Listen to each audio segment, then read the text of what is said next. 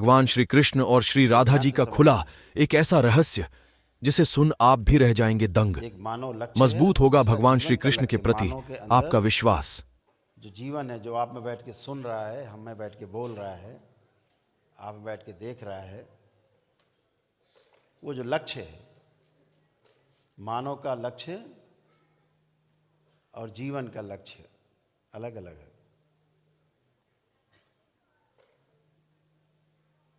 जीवन का लक्ष्य है सुख, शांति, संतोष, आनंद और परम आनंद।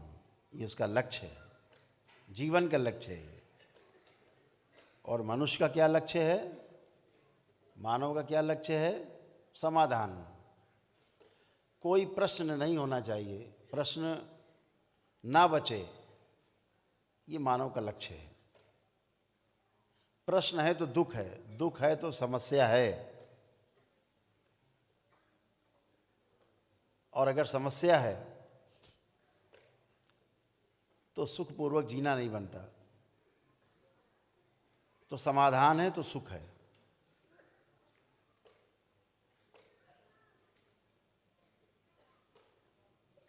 तो समाधान ही जो है वो मनुष्य का लक्ष्य है।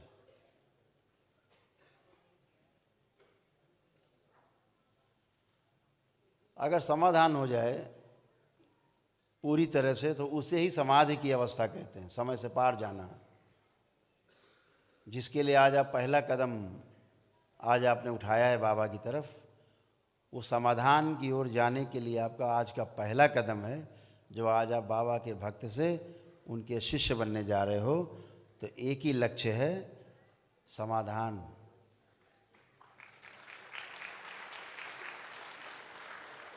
यानी जीवन में कोई प्रश्न न बचे, जीवन में कोई दुख न बचे। लेकिन जीवन में सुख और दुख है क्या?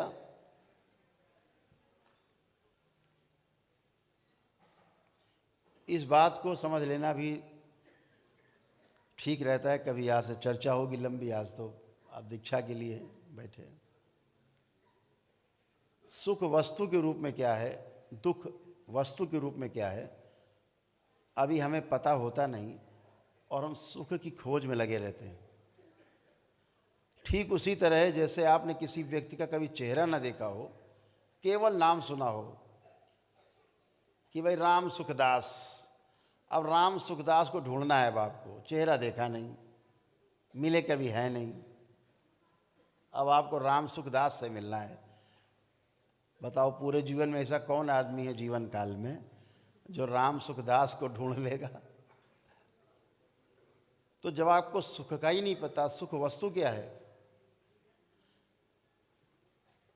तो सुख कैसे प्रतीति होगी आपको सुख की? अब जिसे आप सुख मान के जीते हैं, अच्छा मकान हो, अच्छे कपड़े हो, गाड़ी हो शानदार, जेब में रुपया हो, थोड़ा सोना चांदी भी घर में हो, तो बोला कि बहुत सुख है, ये बहुत सुख है। चलो ठीक है, ये सब भरा है आपके पास, सारा कुछ भरा है। आपका पुत्र सवेरे उठते पहले आपको 4 गाली देता है, आप ढूंढो सुख इसमें। जो आपके पास रुपया पैसा, बढ़िया मकान, गाड़ी घोड़ा, बंगला सब मौजूद है, अब जरा हमें सुखी रह के दिखाइए। लड़का सवेरे उठते पहले 4 गाली बकता है आपको, ढूंढिए सुख, मिलता है? नहीं मिलता। बहुत शरीफ आदमी होते बेचारे, कुछ करते रहते, बच्चा हमारा ठीक हो जाए, नहीं कर पाते तो कुछ लोग सुसाइड कर लेते हैं, आत्महत्या कर लेते हैं। अब कहाँ गया?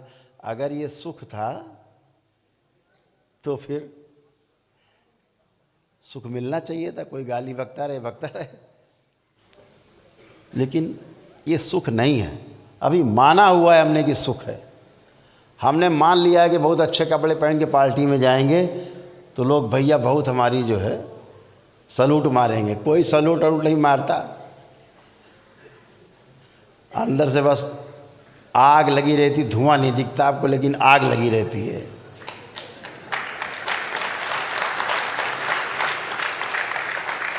इतना अच्छा कपड़ा पहन के इतना शानदार गाड़ी से आया है, हैं? आग लगी रहती है अंदर। ऊपर से कहता बहुत बढ़िया कपड़ा है, बहुत सुंदर लग रहा है तुम्हारे ऊपर, है ना? माने हुए हैं, मान के जी रहे हैं। सामने वाला भी मान के जी रहा है। दोनों मस्त, दोनों की नाक कटी है और दोनों को कटी नाक नहीं दिख रही एक दूसरे की।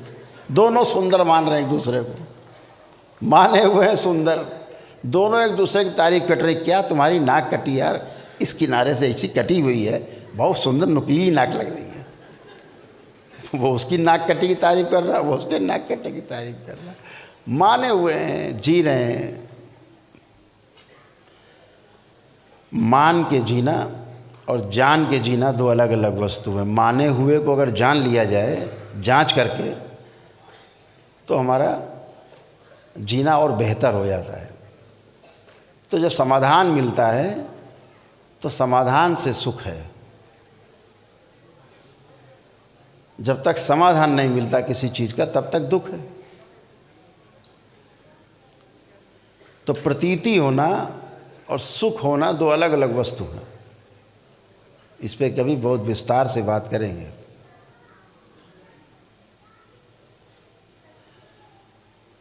तो आज जीवन का जो लक्ष्य है वो आगे है।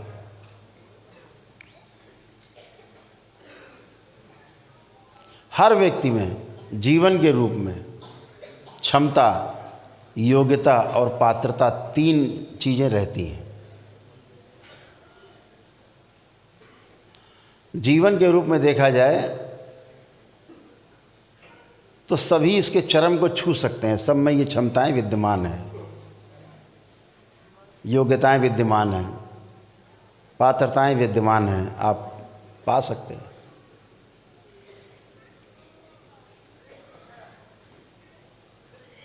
तमाम चीज़ें ऐसी हैं, शायद आपने न ध्यान दिया हो अपनी व्यस्तता के कारण।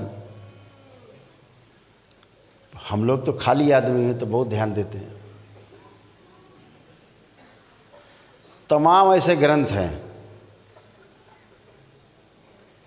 जिनको पढ़ करके आपको लाज आएगी, लज्जा आएगी। आपको लगेगा या तो इस ग्रंथ को कहीं छुपा दें या फाड़ के जला दें। ऐसे ऐसे ग्रंथ हमारे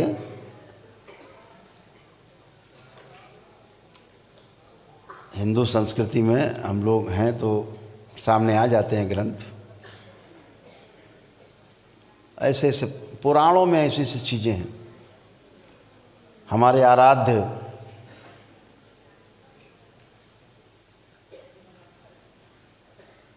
जिन्हें भगवान श्री कृष्ण के रूप में जानते हैं, याद करते हैं, स्मरण करते हैं, पूजा पाठ करते हैं उनका, योग साधना में जाते हैं तो भगवान श्री कृष्ण का स्मरण किए बगैर आपका ध्यान साधना, उपासना पद्धति पूरी नहीं होती, शुरुआती नहीं होती। ऐसे भगवान के प्रति भी ऐसी ऐसी अशोभनीय बातें ग्रंथों में लिखी, पढ़ के लज्जा आती है। और उसका बखान करते हैं लोग बैठ करके मंच पे, तो सिर भी शर्म से झुक जाता है। लेकिन आप ढोलक और मंजीरा के बीच में ये नहीं जान पाते कि ये भगवान की बड़ाई नहीं कर रहे, ये भगवान की निंदा कर रहे हैं। कुछ भी बोले चले जा रहे हैं, कैसा भी बोले चले जा रहे हैं।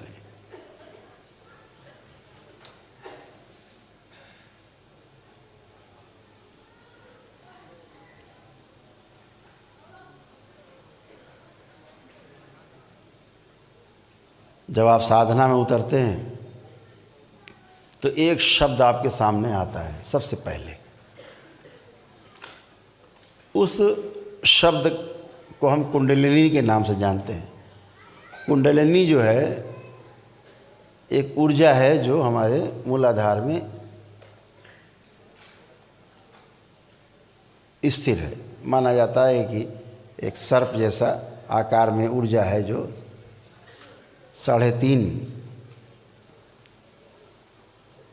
गोलाकार कुंडली में बैठी हुई है सुप्तावस्था में। ध्यान और साधना से हम उसे संधान करते हैं और उसको मूलाधार से ऊपर की ओर गति करते हैं। अभी अधोगामी है, फिर ऊर्ध्वगामी के लिए गति करते हैं।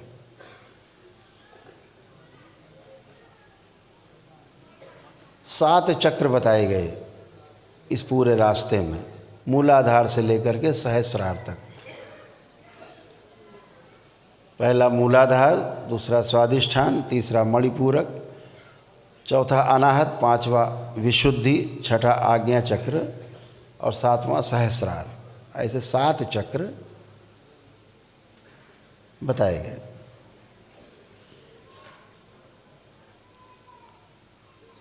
इन 7 को वेद कर जब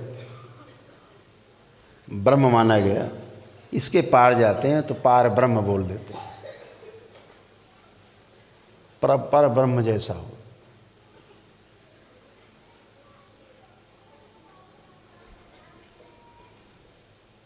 धीरे धीरे आप जब इसमें आगे बढ़ेंगे तो आपको चीज़ें मालूम होंगी, समझ में आएंगी और धीरे धीरे चीज़ों को आप पकड़ना शुरू करेंगे, आगे समझना शुरू करेंगे, फिर करना शुरू करेंगे, फिर ना करने तक जाएंगे। प्रयास से अप्रयास की यात्रा कुंडलिनी की यात्रा है, जो प्रयास से शुरू होती है और विश्राम पे उसका अंत होता है।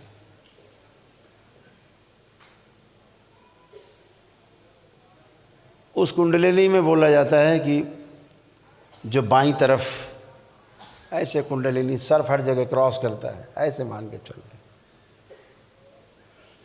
2 ऊर्जाएं हैं जो बाएं और दाएं और एक बीच में है।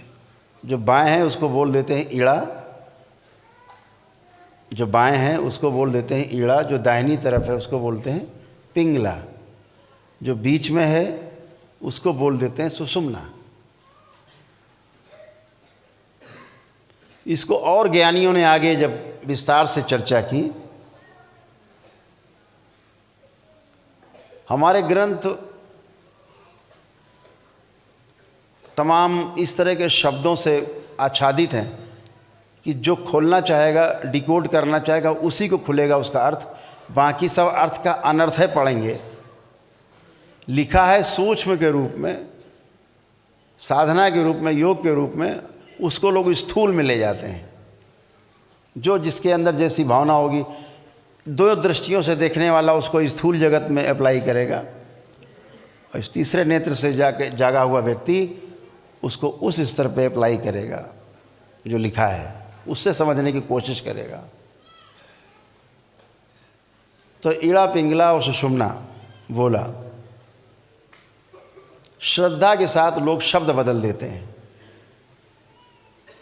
थोड़ा ऋषि मुनियों ने और आगे समझा तो लिखा गंगा, जमुना, सरस्वती। यानी जो ईड़ा है उसको गंगा कहा, वो ठंडा है। ईड़ा ठंडी धारा है, बाईं धारा ठंडी है, दाहिनी धारा गर्म है, उसे पिंगला कहा। तो ऋषि मुनियों ने क्या कहा, ईड़ा को गंगा कहा, ठंडक है, जमुना गर्म नाड़ी है तो उसे पिंगला कहा, और सरस्वती ज्ञान की देवी है तो जो हमारी सुषुम्ना है वो ज्ञान की नाड़ी है, जिस पर हम आगे चलेंगे, आप चलेंगे, यात्रा करेंगे। तो उस ज्ञान की नाड़ी का नाम सुषुम्ना है। तो कह दिया गंगा, जमुना और सरस्वती। ज्ञान दिखता नहीं, ज्ञान अनुभव किया जा सकता है, ज्ञान को आप देख नहीं सकते। ऐसे सरस्वती हमारे ऋषि मुनियों ने व्यवस्था कर दी प्रयागराज में कि गंगा जमुना जहाँ मिलती है वहाँ सरस्वती नदी भी मिलती है। जहाँ दोनों मिल रही, तीनों मिल रही, प्रयागराज कह दिया। वो तीर्थ है, वो तीर्थ स्थल है, तो प्रयागराज कह दिया गया उसको। गंगा, जमुना, सरस्वती तीनों मिल गई। बोले वो दिखती नहीं सरस्वती नदी प्रयाग जी में, प्रयागराज में सरस्वती नदी नहीं दिखती, गंगा जमुना दिखती, धाराएं मिलती। यानी ज्ञान दिखता नहीं, जो होता है। किसी ने कह दिया कि रज तम सत, रज कह दिया ईड़ा को, पिंगला को कह दिया तम, और सुषुम्ना को कह दिया सत, सात्विक। ऐसे 3 नाड़ी। ऐसे ही मैं उन बुद्धिमानों को बताना चाहता हूँ जिन्होंने राधा को एक कैरेक्टर मान लिया। राधा भी ऐसा ही एक कैरेक्टर है, इसीलिए कहीं ग्रंथों में उनका, न महाभारत में न भागवत पुराण में कहीं पर भी उल्लेख नहीं है। अगर हम आपकी बात मान लें कि भगवान श्री कृष्ण की 16,108 रानियाँ थी, तो राधा से शादी करने में क्या आपत्ति थी? कोई आपत्ति नहीं। 8 तो उनकी पटरानियाँ ही थी, फिर वो तो श्री कृष्ण थे, उन्हें कौन रोक सकता था? तो राधा ऐसे ही एक ऋषि मुनियों द्वारा अपने प्रेम में बनाई गई धारा। क्या? ईड़ा को कह दिया रुक्मणी, और पिंगला को कह दिया सत्यभामा, गरम तेज, रुक्मणी ठंडी, और राधा को बोला ज्ञान का प्रतीक नाड़ी। ये 3 नाड़ियों के नाम रखे हमारे ऋषि मुनियों ने। तो राधा वो ज्ञान की ओर ले जाने वाली नाड़ी का नाम है, उसका नाम है सुषुम्ना। जो साधक लोग बोलचाल में इस्तेमाल करते हैं, क्योंकि भगवान कृष्ण तो योगेश्वर हैं। एक योगेश्वर को सम्मान देने के लिए राधा नाम का इस्तेमाल हुआ। लोगों ने उस कैरेक्टर को स्थूल में इतना ज़्यादा चटपटा बना दिया कि हमें अपने आराध्य के लिए दिन भर में 4-6 लोगों से लड़ना ही पड़ता है कि ऐसे नहीं थे वो। जिनकी 16,108 पत्नियां बता रहे हो, तो हमें उन महापुरुषों से भी पूछना पड़ता है कि उनके मस्तक पर आपने कभी मयूर पंख देखा है?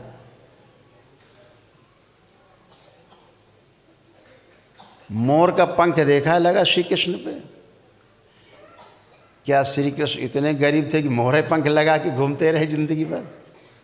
लेकिन मोर पंख ही लगा रहा उनके। क्यों? क्योंकि भगवान श्री कृष्ण ने कभी किसी स्त्री के साथ संसर्ग नहीं किया। ऐसा माना जाता है कि मोर पंख का अर्थ होता है कि मोर कभी अपने जीवन काल में मोरनी के साथ संसर्ग नहीं करता है, शारीरिक संबंध नहीं बनाता, फिर भी संतान पैदा होती।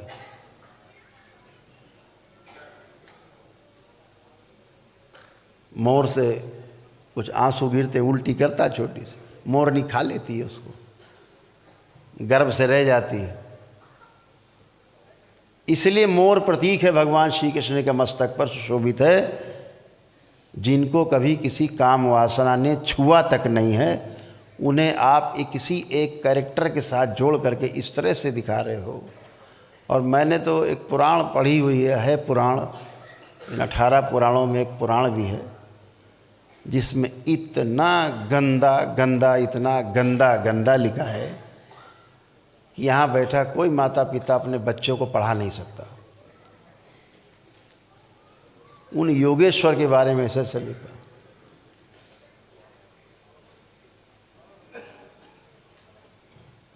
तो किताबों में मत जाइएगा कभी, ध्यान रखिएगा, फंस जाओगे। हमेशा अपने अनुभव की बात मानना। आज जो आप पहली सीढ़ी पे कदम रखने जा रहे हो, आज आप पहली बार अनुभव करने जा रहे हो जीवन का। अभी तो शरीर के सुख देखे हैं, जो जीवनगत सुख है उस सुख का नाम है निरंतर सुख, जहाँ कभी सुख की बीच में कटिंग नहीं होती है, निरंतर सुख है, अबाध सुख। वो आपका अनुभव से ही आता है, जीवन से ही आता है। शरीर में सुख और दुख आ सकते हैं, जीवन में आप चाहें तो केवल सुख ही सुख हो सकते हैं और निरंतर सुख बना रह सकता है, कभी दुख की तरफ लौटेगा ही नहीं, दुख होगा ही नहीं। तो आज जिस आप कभी चर्चा करेंगे, राधा पर चर्चा करेंगे, सब पे सब प्रतीकात्मक है। रावण को दशानन कह दिया गया, रावण को दशानन कहा गया। क्यों कह दिया गया?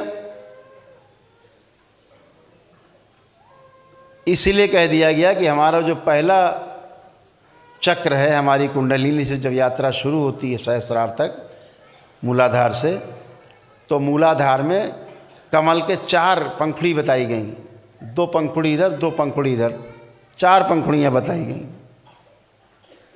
स्वादिष्ठान में 6 पंखुड़ियाँ बताई गई, 3 इधर 3 इधर कमल की। लेकिन मणिपूरक पर जो नाभि के पास चक्र है, नाभि के आसपास, उस चक्र का नाम है मणिपूरक चक्र। उसमें 10 दल का कमल बताया गया, 5 कमल के दल इधर, 5 इधर, 5-5 पंखुड़ी, 10 पंखुड़ी।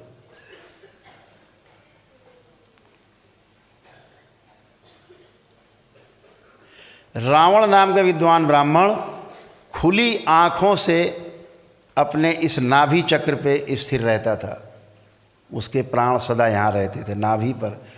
तभी विभीषण ने कहा था, चूँकि वो उस राज को जानता था, राम से कहा था कहीं तीर मारोगे नहीं मरेगा, लेकिन अगर नाभि पे आप भगवान तीर मार दोगे तो रावण मर जाएगा।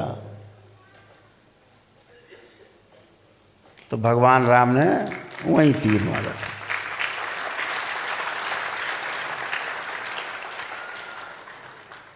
हम आँख खुली रखते हैं, आप सब तो मूलाधार में रहते हैं। मूलाधार कहाँ है? मल और मूत्र द्वार के बीच में जो जगह नीचे, हम मूलाधार स्थिर है, ऐसा माना जाता है। खुली आँखों से वहाँ रहते हैं, आँख बंद करके चलते हैं तो ऊपर को चलते हैं। खुली आँखों से हर व्यक्ति वहाँ रहता है। रावण कहाँ रहता था? नाभि पर, खुली आँखों से। राम, इसलिए रावण को दशानन कहा गया। दशानन, 10 कलाओं का ज्ञाता, 10 कलाओं का ज्ञाता थे रावण। खुली आँखों से नाभि पर रहते थे। राम को कहा गया कि 12 कला के अवतार है। इसके ऊपर आता है मणिपूरक के ऊपर अनाहत चक्र।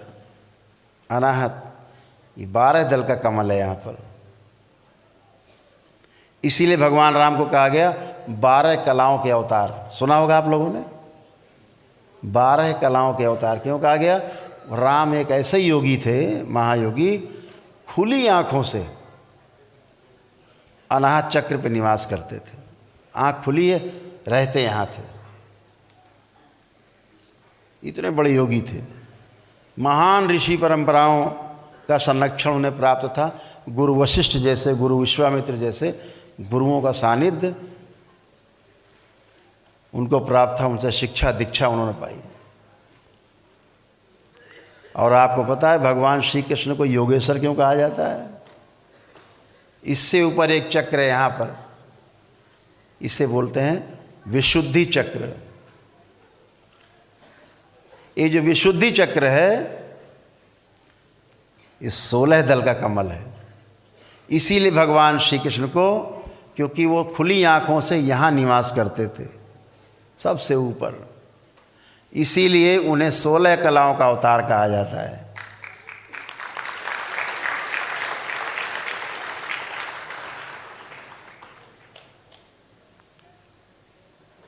यानी जिन्हें काम, क्रोध, मद, लोभ, अहंकार कुछ छू भी न गया हो, विशुद्धि। इसीलिए उन्हें 16 कलाओं का अवतार कहा जाता है। भगवान श्री कृष्ण को जो खुली आँखों से यहाँ रहते थे, सबसे ऊपर थे। राम से भी आगे एक अवतार। और हमारे कुछ महान लोगों ने जो ये धरती पे जिंदा हैं, उन्होंने उन्हें काम कला का अवतार बना दिया है भगवान श्री कृष्ण को। शर्म आनी चाहिए इनको। डूब के मर जाना है चुल्लू भर पानी में। जो योगेश्वर है, जिसको काम क्रोध मद लोभ कभी छू ना गया हो, उससे दिन भर ऐसा बता दिया कि दिन भर बस वो स्त्रियों के साथ रमण कर रहे हैं, गोपिकाओं के साथ दिन भर रमण कर रहे हैं। तुम्हें पता भी है कि गोपिकाएं कौन है? तुम 16,108 नारी कहते हो, और ये दरबार 16,108 नारी नहीं, 16,108 नाड़ी शरीर की, उनके स्वामी का नाम श्री कृष्ण है।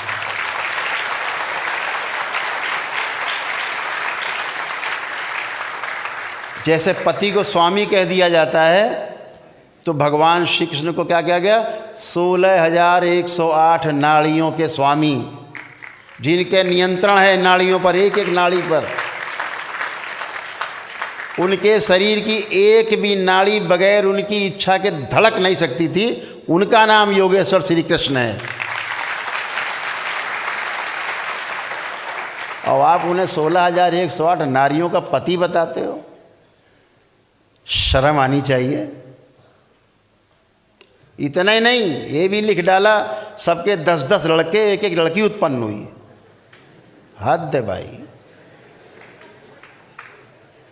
आगे पढ़ो तो आपके नीचे से पैर धरती खिसक जाएगी। एक ही काम था उनके पास। तो महाभारत तुमने लड़ी? इतने दैत्य मरवाए जीवन काल में, तुमने मरवाए थे। यही काम करते रहे बेचारे। आगे पढ़ो तो धन्य हो जाएगा आप उस योगेश्वर को।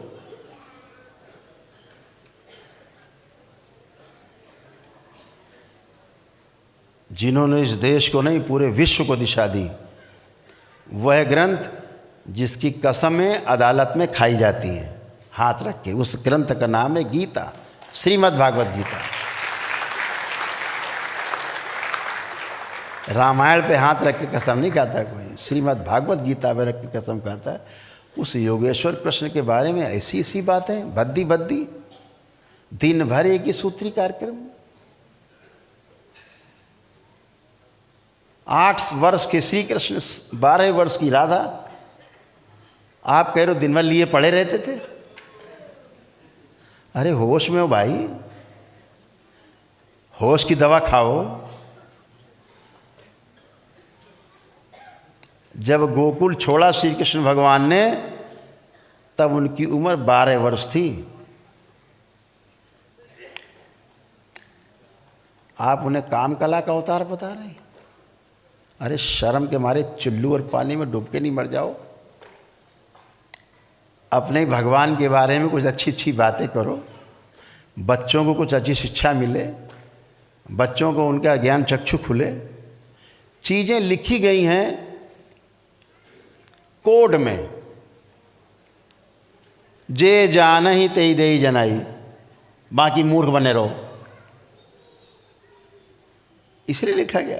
बहुत विस्तार से बोलेंगे किसी दिन, तो इनकी धज्जी उड़ाएंगे जितने बदमाश हैं ये।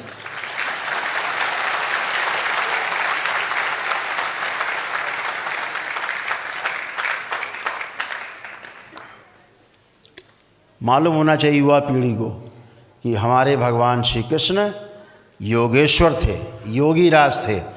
उनसे बड़ा संसार में कोई योगेश्वर हुआ नहीं, योगी हुआ नहीं।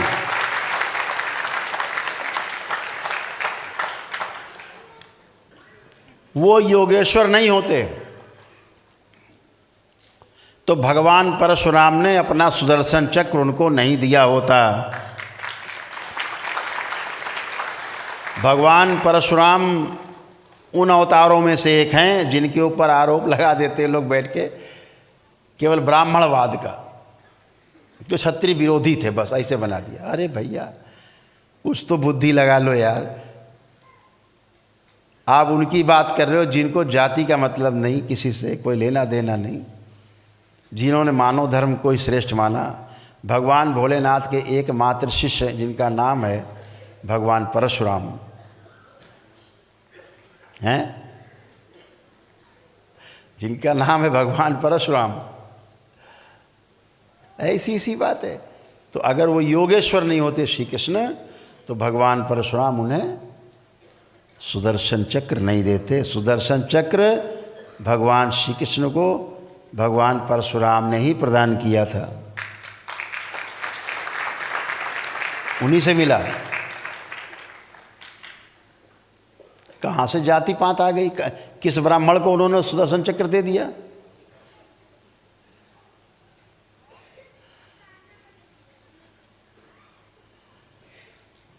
भगवान श्री कृष्ण ब्राह्मण नहीं थे, लेकिन आप अपने आरोप लगाते समय वो तो क्षत्रिय विरोधी थे, वो जाति प्रथाएं विरोधी थे,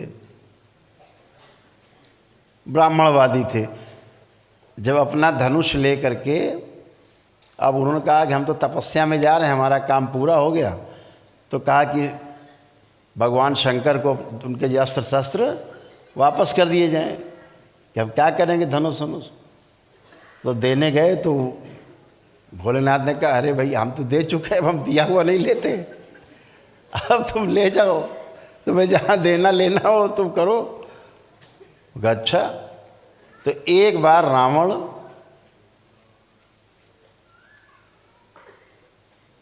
को बंदी बना लिया था सहस्रबाहु ने, अपनी कैद में रखे था।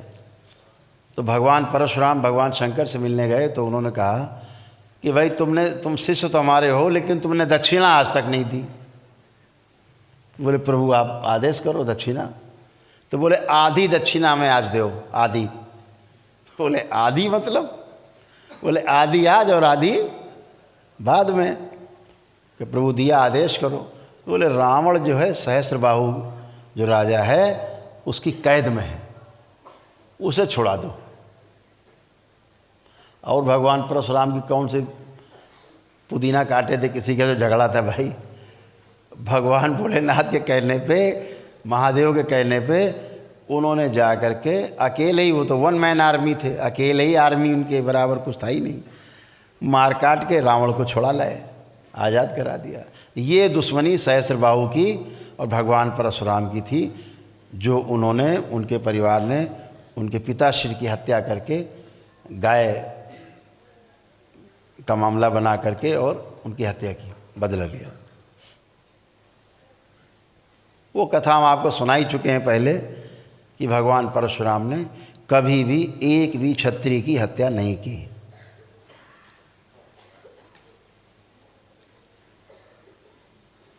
कर ही नहीं सकते।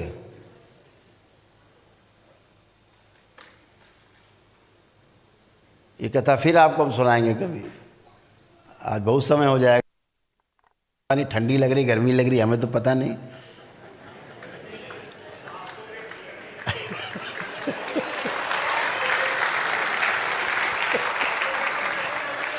हमको देख के गर्मी लग सकती है आपको। पता है, चलो 5 मिनट लगेंगे, सुनाई देते कहता है भगवान परशुराम।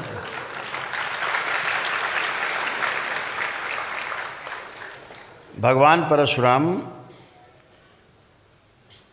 को जब पता लगा कि उनके पिताश्री की हत्या हो गई है ऋषि जमदग्नि की, तो आए। और जैसा कि आप सबको पता है, आप सब उस भोग से भोग के निकले हो, स्मृतियों से। वो तो महान ऋषि थे, तपस्वी थे भगवान परशुराम, उनसे बड़ा ऋषि तपस्वी हम तो किसी को आज तक मानते ही नहीं, धरती पैदा ही नहीं हुआ। उन्होंने सारे पिंडदान और जो पिता के मृत्यु के बाद पुत्र कर सकता है वो उन्होंने सारे विधि विधान से सारे वैदिक कार्यक्रम सब किए। पितृमुक्ति वगैरह के लिए सब कुछ किया जो भी कर सकते थे। अब ये तो नहीं कहा जा सकता उनको ज्ञान नहीं था, पूरा ज्ञान था, कर दिया। लेकिन पितृ की जो स्मृतियां थीं वो नहीं गईं, वो चिपक गईं, वो बनी रहीं। इसके ऊपर बड़े बड़े सीरियल बने हैं रामायण के, रामानंद सागर ने भी बनाया है, इस पे सीरियल बनाया है।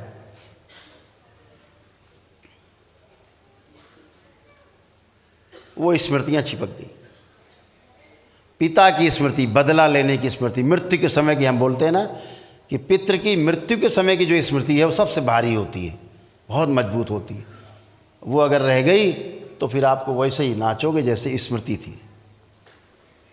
तो जब जब वो स्मृति आगे आती थी बदला वाली उनके पिता की, तब तब वो सबको गाजर मूली की तरह काट के रख देते थे। उन्हें ही नहीं पता लगता था किसको काटा है। ऐसा 20 बार काटा है वो, धीरे धीरे। 21वीं बार जब फिर उठाया फरसा उन्होंने, वो स्मृति आगे आई तो भगवान परशुराम फिर बन गए ऋषि जमदग्नि। बेटा नीचे, पुत्र पिता आगे, स्मृति, पितृ स्मृति। तो वो भाग के कुछ लोग जो है वंशी क्षत्रिय थे, वो जामवंत जी और हनुमान जी जहाँ पे इकट्ठा थे वहाँ पहुँचे। वो कहा हमें बचाओ, रक्षा करो, ये तो पता नहीं कहाँ है, सबको मारे काटे डाल रहे हैं, हम लोग कुछ किया भी नहीं, बचाओ। तो जामवंत जी ने हनुमान जी से कहा भाई बचाना तो धर्म बनता है, तुम हनुमान जी बचाओ सबको। बोले ठीक है महाराज। तो हनुमान जी चले और परशुराम जी के पास पहुँचे, भैया काहे काटने के लिए फरसा निकाल लिया, 20 बार काट चुके, अभी फुर्सत नहीं मिली, फिर 21वीं बार, ये कब तक चलेगा? बोले चलते रहेगा। तो बोले नहीं युद्ध होगा। तो बोले हट जाओ नहीं तुम भी मर जाओगे इसी में। अब हनुमान जी अपना रूप बदल के थे, झगड़ा हुआ, खूब लड़ाई चली, खूब युद्ध चला घमासान। भगवान परशुराम जी का हनुमान जी का युद्ध 5 दिन लगातार चलता रहा। एक विष्णु अवतार और दूसरे रुद्र के अवतार, दोनों का युद्ध बराबर चलता रहा। आखिरी में हनुमान जी ने कहा यार तो मानने को ही नहीं तैयार ये आदमी। तो उन्होंने अंतिम कोई अस्त्र चलाया और परशुराम जी बेहोश हो गए। तो उनको ले जाके पेड़ में बांध दिया और कहा जरा देखे तो क्या इसके अंदर है क्या, काहे कांटे डाल रहे हैं भाई सबको। तो जब अंदर जाके हनुमान जी ने देखा तो देखा कि उनके पिता की स्मृति, पितृ स्मृति पड़ी थी, बदले की भावना की। जब वो आती थी स्मृति एक काटने लगते। तो भगवान हनुमान जी जो है बजरंगबली, ऐसी कथा है कि पितृलोक गए, वहाँ से उनके पितरों को लाए, उनसे कहा भैया ये तुम्हारी जो स्मृति पड़ी पहले ये बटोरो, ये सबको काटे डाल रहे हैं, ये तुम्हारी स्मृति कटवा रही सबको। तो उनके पितरों ने अपनी सारी स्मृतियाँ बटोरी और वहाँ से गए। तब भगवान परशुराम के 2 आंसू गिरे, अपने पिता की मृत्यु पर नहीं रोए थे। इसीलिए कहा जाता रोना जरूरी, स्मृतियाँ नष्ट हो जाएं। बच्चे को रुलाया जाता जब पैदा होता, क्यों? रो जाए, जैसे दरबार में आपको रुलाया जाता है, आपको कहा जाता है ना अब आंसू गिरेंगे, तो आप जब संकल्प करते हो तो आंसू गिरते हैं आपके, खांसी आती है, डकारें आती हैं, हिचकी आती है, तो ये सब स्मृतियाँ नष्ट होती हैं। तो ऐसे ही जब बच्चा पैदा होता है तो उसको रुलाने की कोशिश करते हैं, रो जाए, जो बची खुची स्मृति इसके पिछले जन्म की हो वो भी निकल जाए, इसलिए रुलाया जाता है उसे। तो ऐसे ही भगवान परशुराम के 2 आंसू गिरे स्मृति के, टपक के, तब वो स्मृति नष्ट हुई जो उनके पिता की स्मृति थी, बदला लेने की, हत्या के बदला लेने की। तब उनका बदला जो हत्या वाला कांड था 21वीं बार, तब उनका बंद हुआ। तो इससे क्या सिद्ध हुआ कि भगवान परशुराम ने कभी किसी की कोई हत्या नहीं की, और कोई ऋषि कभी किसी की कोई हत्या नहीं कर सकता, वो तो परम ऋषि थे।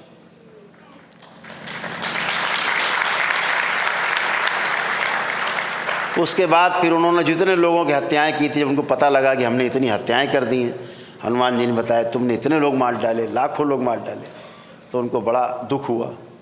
तो उन्होंने जितने लोग मारे थे सबका पिंडदान किया, सबका श्राद्ध किया, सभी का, सबको मुक्ति दिलाई उन्होंने। ये भगवान परशुराम ने किया। तो गलत ढंग से प्रचार करके लोग अपनी रोटी सेकते हैं, वो रोटी सेकने से बाज आना चाहिए, जो वास्तविक मूल बात है उसको सामने लाना चाहिए सबके। तो वो भगवान परशुराम जिन्होंने कोई हत्या ही नहीं की किसी क्षत्रिय की, रावण से संबंध इतना था कि उसको छुड़ाया था उन्होंने। तो क्या हुआ? वो धनुष लेके रावण के पास पहुँचे। जब रावण के यहाँ गए तो उन्होंने देखा कि किसी एक ब्राह्मण का वो अपमान कर रहा था, तो उन्होंने धनुष उसको देने से इनकार कर दिया। तब वो राजा जनक के यहाँ गए और फिर धनुष कहाँ गया? वो जनकपुरी में गया। तो भैया राजा जनक तो ब्राह्मण नहीं थे, तो धनुष काहे दिया? तो जो दुनिया भर की तमाम कथाएं गड्ढम सड्डम लोगों ने सुना रखी हैं, समाज को भ्रमित कर रखा है, इस भ्रम से बाहर निकलना है, ग्रंथों से बाहर निकलना है, यथार्थ में आना है, अनुभव में आना है, अनुभव में जीना है कि कोई ऋषि मुनि कभी किसी की कोई हत्या ही नहीं कर सकता। चींटी तो मर नहीं सकती पैर के नीचे, आदमी कहाँ से काट देगा वो। तो ऐसे भगवान परशुराम ने भगवान श्री कृष्ण को अपना सुदर्शन चक्र दिया। तब भगवान श्री कृष्ण जो जरासंध से के भय से वो भी पीड़ित रहते थे, भाई रिश्तेदार थे, जब वो चक्र मिला तो थोड़ा सुरक्षा हुई, तब वो सुदर्शन चक्रधारी कहलाए। तो ऐसे भगवान श्री कृष्ण के बारे में ऐसी अनर्गल बातें तमाम जो लोग कथा कहानी में बैठ करके ढोलक मंजीरा बजा के चोरी चकारी, उनको चोर सिद्ध करना, उनको लुच्चा सिद्ध करना, लड़कियों के पीछे दिन भर पड़े हैं, कपड़ा चुरा के भाई चढ़ गए ऊपर, लड़कियां नहा रही थी तो कपड़ा चुरा लिया ऊपर चढ़ गए, इस टाइप की हरकतों वाली बातें लिखना बताना। जब इतना लिख दिया था तो इतना लिख देने में ग्रंथ में कौन सा भैया बड़ा भारी पहाड़ टूट जाता कि हाँ राधा से शादी हो गई थी, लिख देते। तो जब राधा होती तब ना शादी होती। तो ऋषि मुनियों ने तो राधा नाम का एक कैरेक्टर पैदा किया अपने प्रतीक के रूप में, योग साधना के कुंडलिनी के प्रतीक के रूप में। इन लोगों ने उसको सही का समझ लिया। अब सही का समझ के पता नहीं क्या क्या कथा लिख डाली, भगवान मालिक है।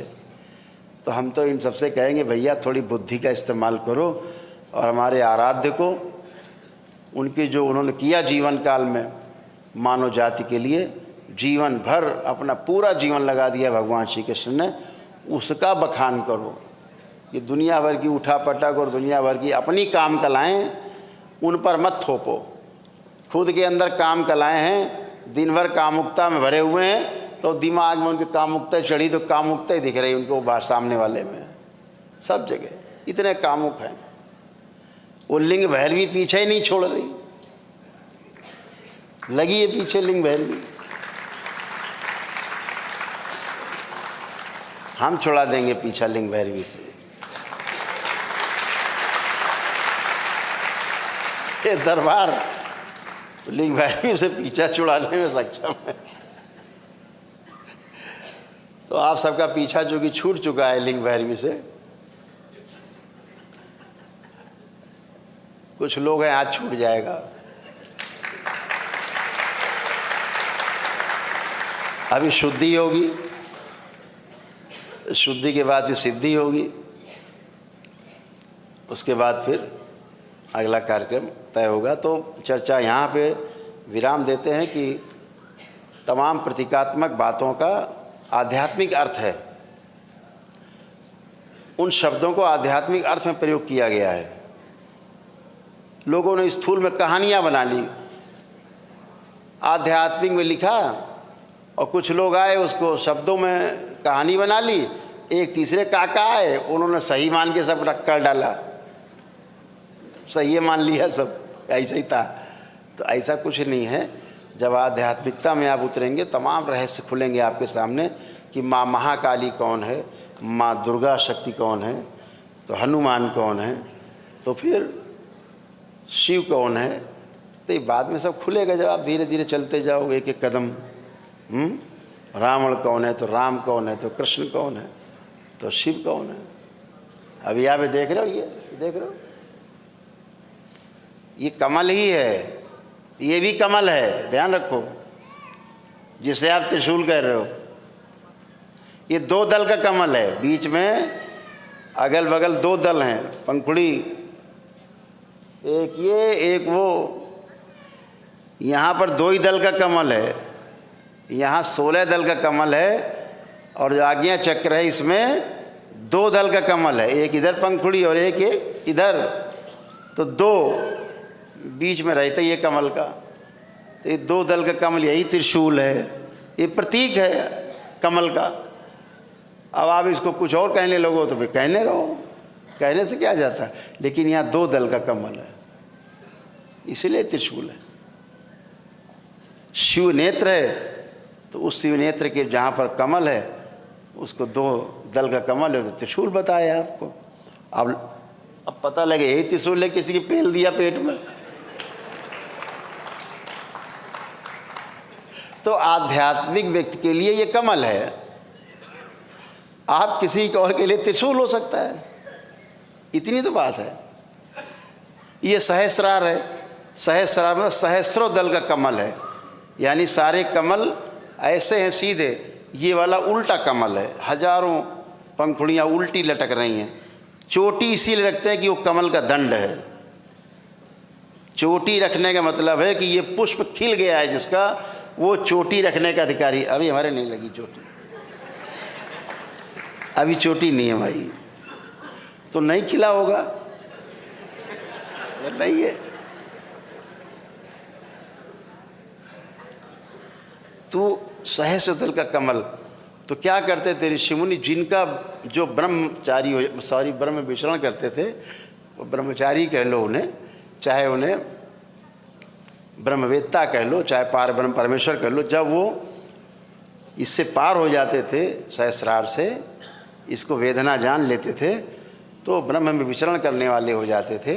तो इसलिए चोटी रखते थे वो, ये प्रतीक था कि ये ब्रह्म में विचरण करने वाले हैं, ये वो ब्राह्मण हैं, ये ब्राह्मण हैं, क्योंकि ये वेद चुके हैं आपके सहस्रार को। उनकी देखा देखी चेला चोटी रखने लगे, चेला के देखी देखी गृहस्थ रखने लगे। अब सभी चोटी बात है, सब ब्रह्मचारी हो गए, सभी ब्रह्मचारी हो गए, सब चोटी। तो एक संस्कृति में आ गया चोटी रखना हिंदुओं की, और कोई बात नहीं, कहीं ना कहीं से तो परंपरा चलती है ना, तो चली वहीं से। तो ये सब एक अवधारणा है, जो आध्यात्मिक लोग हैं वो चीज़ों को, तत्ववेत्ता जो होते हैं, तत्व जब जो खोलते हैं, तोड़ते हैं, डिकोड करते हैं चीज़ों को, तो ऐसे है। हमारे कई जैनी मित्र हैं, जैन मित्र हमारे कई, हम उनके परिवार में जाते रहते थे, तो उनके घर में फ़ोटो जरूर लगी रहती थी भगवान महावीर की। ये भगवान बुद्ध का भी आपने देखा होगा कभी फ़ोटो, कोई मूर्ति, तो यहाँ पे देखा होगा घुंघराले जैसे बाल, देखा है, घुंघराले बाल बिल्कुल ऐसे भगवान महावीर को। तो अपने दोस्तों से हम पूछते थे कि भाई ये ऐसा क्यों बोले, उनके बाल घुंघराले थे। आज तक हमें कोई नहीं बता पाया कि बाल घुंघराले क्यों थे। ये बाल नहीं है, ये दिखाया गया है उस समय के पुराने लोगों ने। सहस्रदल कमल है, जो उल्टी पंखुड़ियाँ लटक रही हैं, जूड़ा और उल्टा कमल, यानी सहस्रदल कमल इनके खिले हुए हैं, ये है। और वो बता रहे हैं नहीं घुंघराले बाल हैं, वही राधा की तरह है नहीं, फिर भी बता रहे हैं। तो वो ऐसे ही बना के कुंडली को कुछ का कुछ बताते हैं। तो आध्यात्मिक दृष्टि से जब विवेचन होगा, आपके साथ बैठेंगे कभी, को विधि से विवेचन होगा, खूब ढंग से होगा। तंत्र का अर्थ ही होता है विधि, उपाय, कोई मार्ग, व्यवस्था। तो तंत्र में सब कुछ उपलब्ध है, सब अनुभवगम्य है, सब अनुभव आप कर सकते हैं। पहली सीढ़ी आज आपकी है और आप इसमें प्रवेश कर रहे हैं। पुनः आप सबको बहुत बहुत धन्यवाद, बहुत बधाई।